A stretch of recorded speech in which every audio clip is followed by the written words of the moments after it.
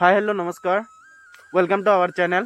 আহক আমি আজি আকৌ নতুন এটা টপিক লৈ ভিডিঅ'টো আৰম্ভ কৰোঁ। আপোনালোকে গম পাইছে আজি 18 তাৰিখ 18 অক্টোবৰ। আজি কাতি বিহু। কাতি বিহু উপলক্ষে পথাৰত আহিলোঁ অলপ চাকি বন্তি জ্বলাব আপোনালোকক দেখাবৰ কাৰণে। আৰু কাতি বিহুৰ বিষয়ে কিছু কথা ক'ম। কাতি বিহুত কি কৰে, কেনেকৈ কৰে সেইবিলাক আপোনালোকক দেখাবৰ কাৰণে অলপ চেষ্টা কৰিম। আহক আমি ভিডিঅ'টো আৰম্ভ কৰোঁ। এয়া চাব পাৰে আমি গৈ আছোঁ পথাৰৰ মাজে মাজে। পথাৰত ধান খেতিৰ মাজে মাজে আলিত আছে, সেই আলিৰ মাজে মাজে গৈ আছোঁ। বোকাও আছে, আপোনালোকক পিছত ভৰিকেইটাৰ অৱস্থা দেখাই আছোঁ। এয়া পিছফালে মোৰ ফ্ৰেণ্ড আছে, আগফালে এয়া ঘূৰি আছে, ঘূৰিয়ে চাকি জ্বলাব, সেইটো আপোনালোকক দেখাম। চাওক আমি ধান খেতিৰ মাজত আছোঁ। ইয়াতে চাকি জ্বলাই থৈ গ'ল মাত্ৰ, এয়া আপোনালোকে চাব পাৰে চাকি জ্বলাই থৈ গৈছে ধান খেতিৰ মাজত। মানে কাতি বিহুটো এনেকুৱা এটা সময়ত বিহুটো পালন আহে যেতিয়া খেতিয়কৰ ভঁৰালত মানে ধানবোৰ নোহোৱা হয়, অভাৱ অনাটনে দেখা দিয়ে, তেতিয়া কাতি বিহুটো আহে। এই কাতি মাহটোৱে এনেকুৱা, খালি কৃষি বুলি নহয়, খেতিয়ক বুলি নহয়, সকলোৰে এই সময়টোত অভাৱ অনাটনে দেখা দিয়ে।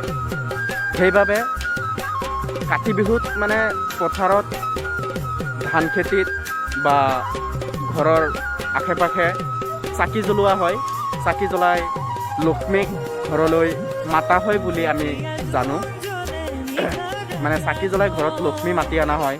মানে অভাৱ অনাটনে দেখা দিয়ে বুলি কওঁতে লক্ষ্মী ঘৰৰ পৰা ওলাব খোজে বুলি আমি ভাবোঁ। সেইকাৰণে লক্ষ্মীক ঘৰত মাতি অনা হয়, যাতে লক্ষ্মীটো নাযায়, লক্ষ্মী ঘৰতে থাকে। সেইকাৰণে চাকি দি ৰাখি দিয়া হয়। আৰু এই কাতি বিহুত দিনা ৰাতিপুৱা তুলসী গছ লগাই, সেই তুলসী গছৰ তলত গোবৰ আৰু মাটিৰে মুচি তাতে চাকি বন্তি জ্বলোৱা হয়।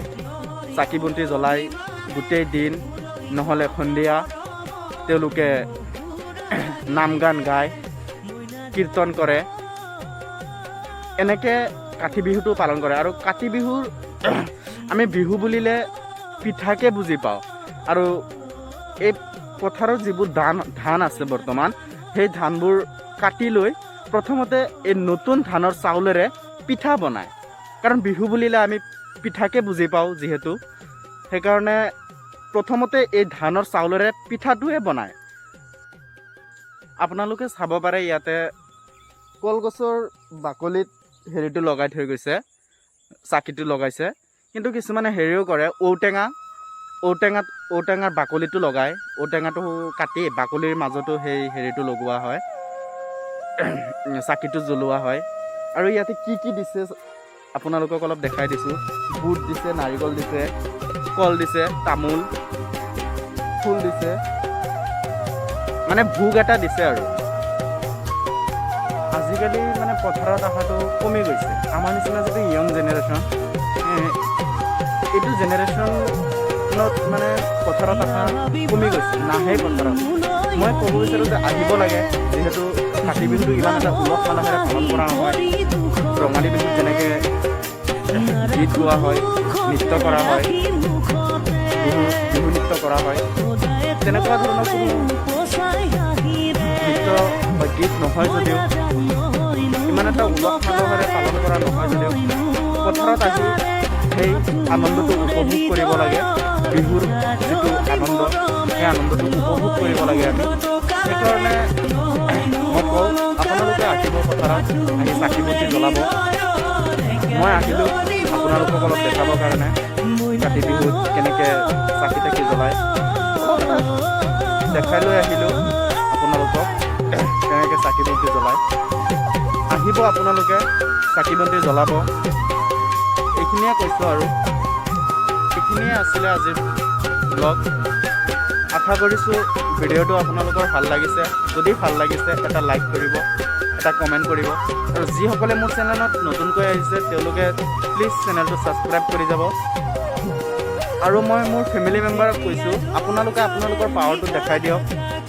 মে বি মোৰ চেনেলত 183 ছাবস্ক্ৰাইব হৈ আছে এসপ্তাহত।